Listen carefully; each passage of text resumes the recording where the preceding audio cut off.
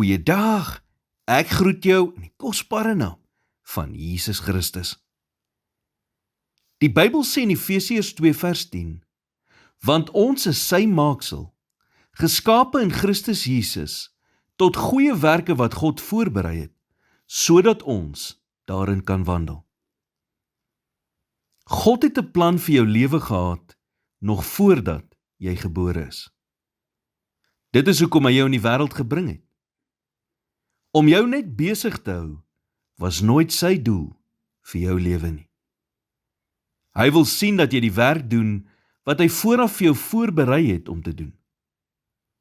Om net te bestaan en nie regtig te leef nie, kan maak dat jy soos 'n vierkantige pen in 'n ronde gat opeindig, waar jy net tyd en energie spandeer sonder om by die doel uit te kom wat God vir jou in gedagte gehad het. God wil hê jy moet doelgerig wees, nie net besig nie. So waar begin ek as ek my lewe wil wy aan die goeie dade waarvoor hy my bestem het? Wel, eerstens, vra God om sy wil aan jou te openbaar. Filippense 2 vers 13 sê, want dit is God wat in julle werk om te wil, sowel as om te werk na sy welbehae.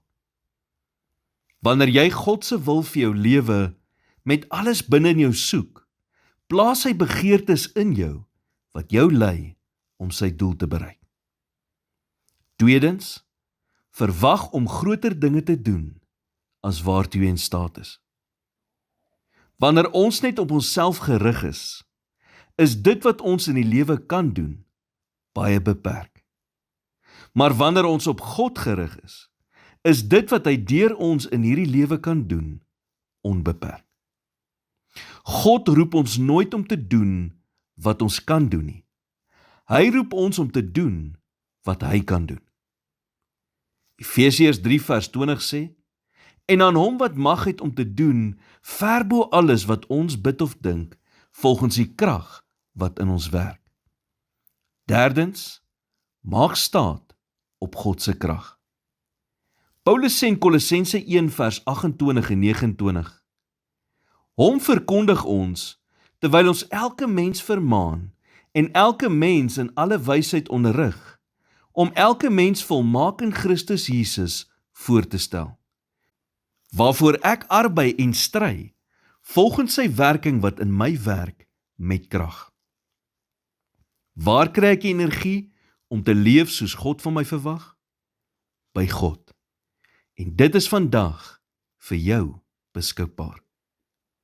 Here, vandag is ek nederig en dankbaar vir die unieke plan en doel wat U vir my lewe het.